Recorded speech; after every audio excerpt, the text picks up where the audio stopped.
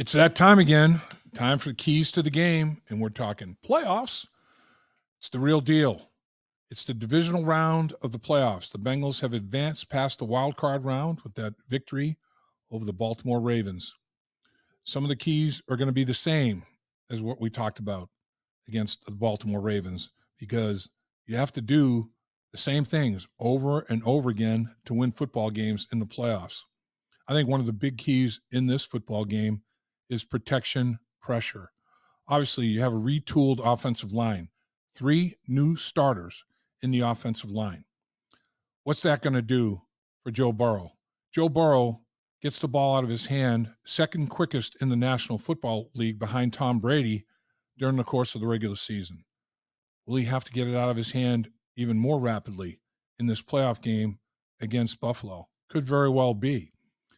But I think the Bengals are going to make some adjustments. I do think Samaje Perine will be in the backfield for blitz pickup purposes and for chipping edge rushers to help the offensive line, the 2 tackles that are not the starting tackles anymore for the Cincinnati Bengals, the ones that started the season. You have Adeniji, and who's going to be the left tackle? It's to be determined. Jackson Carman did a good job, solid job out there. Will it be Isaiah Prince? Will it be Carman? Who will it be? Whoever it is, will they need help? Chipping, tight end slow block, slide the line. You may have 7 potential blockers, 5 offensive linemen, a back chipping, and a tight end in there. Will they have to resort to that? Whatever it takes to protect your quarterback. Then get the ball out to receiver. Hopefully will be able to work his route and get open. The problem is if they're only rushing 4 and they're dropping 7 into coverage and you're running 4 receivers in a pattern, you can almost double every one of them.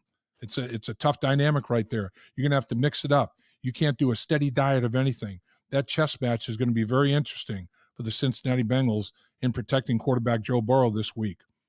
Miami, in last week's playoff game, sacked Josh Allen 7 times. 7 quarterback sacks. So here we go. Sam Hubbard, here we go. Trey Hendrickson, here we go. BJ Hill, here we go. Everybody. Blitz package from Lou Anarumo, different pressure packages. Let's make life tough for Josh Allen. Don't let him stand back there, pat the football, survey the football field, and throw rockets all over the football field. Protection, pressure is going to be a big deal. Red zone, going to be huge. In the 7 minutes that they did play before the tragedy on Monday Night Football to Hamlin, the Bengals went down the football field, scored 75 yards, 5-play drive, touchdown. A 14-yard touchdown in the red zone. 1 red zone snap. They scored a touchdown, 14 yards to Tyler Boyd. You have Buffalo come back down the football field, and they're in the red zone. The Bengals defense buckles down. They stop the Buffalo Bills, hold it to a field goal. Bengals are moving the ball again, and then the game ends. But Bengals scored in the red zone. Buffalo did not. That has to continue. Bengals put 7 on the board in the red zone. The Bills only 3. Leave 4 points on the field. Have 4-point plays down there defensively. Look what happened against Baltimore. Baltimore was 1 for 4 in the red zone, 1 for 3 in the low red zone.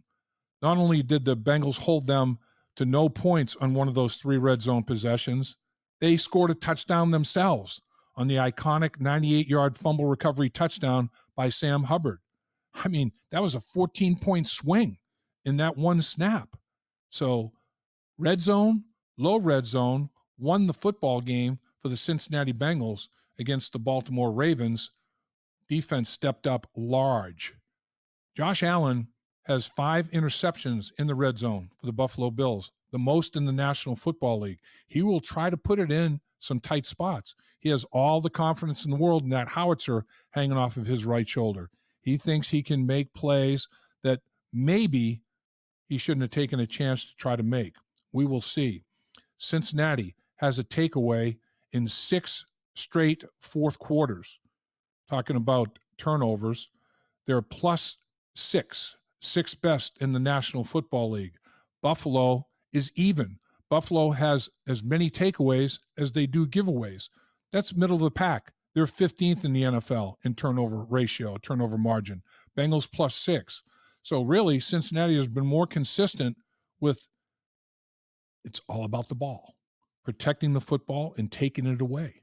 Don't screw the game up. I mean, savor every possession. Have every possession end with a kick. Have it end with a punt, an extra point, or a field goal. Don't let a possession end without a kick. That's what's going to determine a big part of this football game. There's no question about it. If this is a high-scoring track meet, if it is a high-scoring game, since 2011, when the Bengals scored 25 or more points, they have 67 wins, just 6 losses, and 2 ties. So they seem to do pretty well in shootouts when they're scoring at least 25 points or more. Run the football. Run the football. In the second quarter against Baltimore, the Bengals ran it once for 3 yards. You got to be more of a threat running the football than that. You got to win the trenches, be the most physical football team, snap to whistle. And you have to stop the Buffalo Bills running game. A big part of that is the quarterback run package with Josh Allen. He's big. He's strong. He's fast.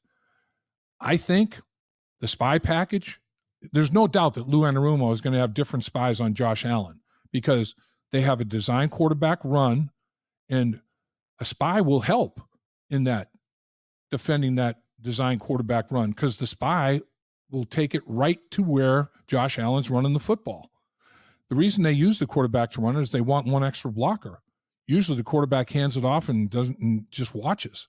You have the quarterback running the football, you have an extra person controlling another gap. So that's the big benefit of having a quarterback with that size and that physical ability and that kind of speed running the football. A spy will take that defender right to the point of attack. A spy, if Josh Allen is throwing the football and he decides to tuck it and run, a spy will take him right to Josh Allen as he's running the football. The key is the spy has to be big enough, strong enough, fast enough, physical enough to get him on the ground. Sam Hubbard alert. Sam Hubbard can do that. Sam Hubbard was doing it with Lamar Jackson. Logan Wilson was doing it with Lamar Jackson. I think it's got to be somebody in the front 7. I'm not sure I'd take a safety out of the picture, because if Josh Allen determines a safety spying him, he's going to throw the ball deep. I want my safety back there to make sure that he's the deepest guy in the field so nobody's throwing it over the defensive backs' heads for big plays down the field like Josh Allen can do. So my spy would be in my front 7. And there are multiple candidates in that front 7. Pratt can spy. Logan Wilson can spy. Sam can spy. Hendrickson could spy. I mean, there's a bunch of guys that could spy. So I'd spy. I'd be I spy, private eye. I'd be all over that. Controlled rage in this football game. Be fierce, but play clean. Bengals are one of the least penalized football teams in the NFL. The Bengals have 81 penalties at the end of the regular season, tied for 4th fewest in the league. 623 yards, penalty yards, 2nd in the NFL. That's an average of 5 penalties for 39 yards. That's pretty doggone good. In the playoff game against Baltimore, 7 penalties, a couple more than normal, but just 42 yards, right around the norm.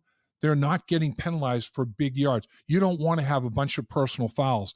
And against Baltimore, it was chippy. So the Bengals did compose themselves. They held their poise.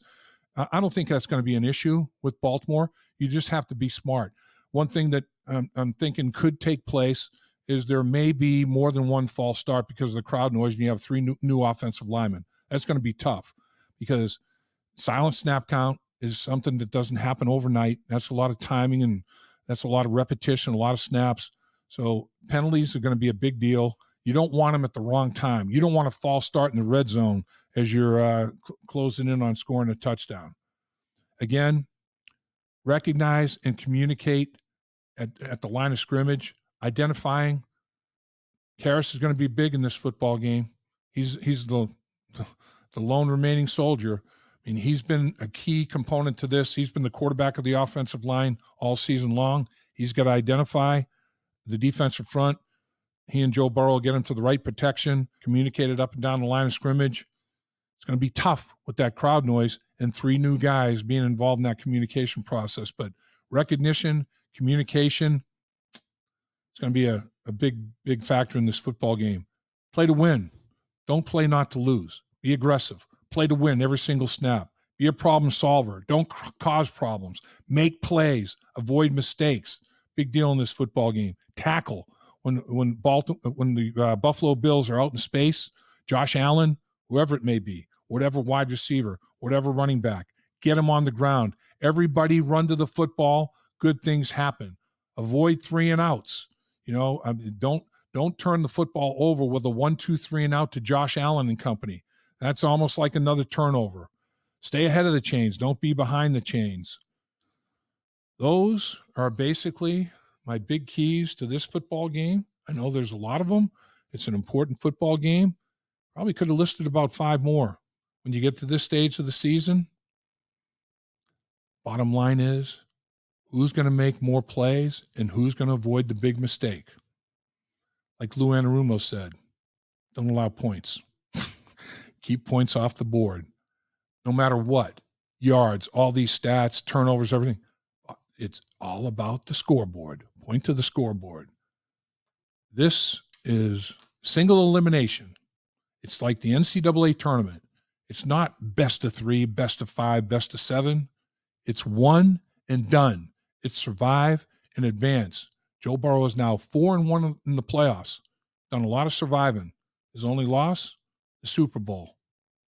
Go back and win it this time. At First Star Logistics, we're a very strict company that really puts the pressure on our employees.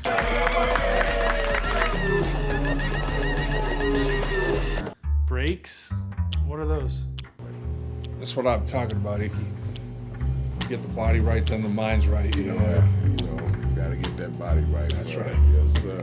Become a star with a chance to earn the highest commission percentages in the industry as a freight broker agent. Check out FirstStarLogistics.com.